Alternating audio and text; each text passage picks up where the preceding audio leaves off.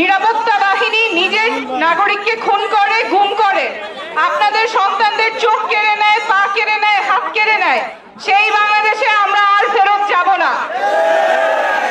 এবং যারা এই গুম খুনের সাথে জড়িত, যারা আপনাদের সন্তানদেরকে, আপনাদের বাবাদেরকে, ভাইদেরকে, বোনদেরকে খুন করেছে, পঙ্গু করেছে, তাদের বিচার আমরা নিশ্চিত করেই ছাড়ব। সেটা যত সময় লাগুক বিচার হবেই।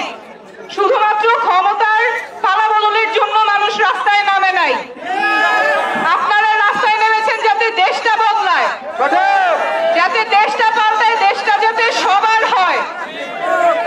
এই দেশ শুধুমাত্র কোন দলের যাতে না হয়। যেই দল সরকারে থাকবে দেশটা শুধু সেই দলের, সেই বাংলাদেশে আমরা আর যাব না। আমরা এমন বাংলাদেশ চাই যেখানে দেশের সকল প্রতিষ্ঠান, সকল মন্ত্রী, সকল সচিব বাংলাদেশের নাগরিকের হয়ে কাজ করবে। তারা নাগরিকের মালিক না।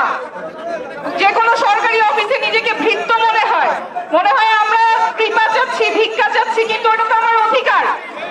কোন প্রাপ্য কিছু যেটা আমার প্রাপ্য সেটা পেতে গেলে ঘুষ দিতে হয় কেন?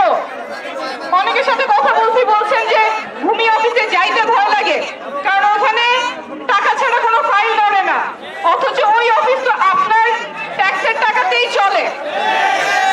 আপনার ট্যাক্সের টাকাতেই চলে, আবার আপনি সেবা পাইতে গেলে আপনার আবার পকেট থেকে টাকা দিতে হবে, নাহলে ফাইল ধরবে না।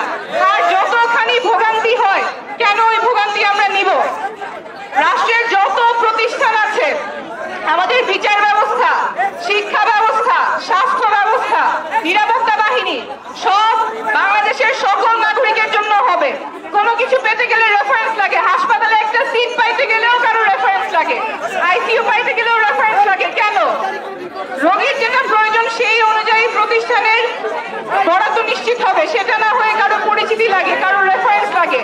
যার টাকা আছে, যার ক্ষমতা আছে, শুধু তারাই সেবা পায়, তারাই রাষ্ট্রের সেবা পায়। কেন? বাংলাদেশের সকল প্রতিষ্ঠান যাতে প্রয়োজন অনুযায়ী, যেই নাগরিকের যা প্রয়োজন সেই অনুযায়ী ফাংশন করতে পারে, সেই জন্য যা যা সংস্কার প্রয়োজন আমরা সবগুলোই করব। এই সংস্কারের কথাই আমরা বলছি, যাতে শুধুমাত্র চেহারা পরিবর্তন না হয়। শুধুমাত্র চেহারা পরিবর্তন হওয়ার জন্য তো আন্দোলন হয় নাই।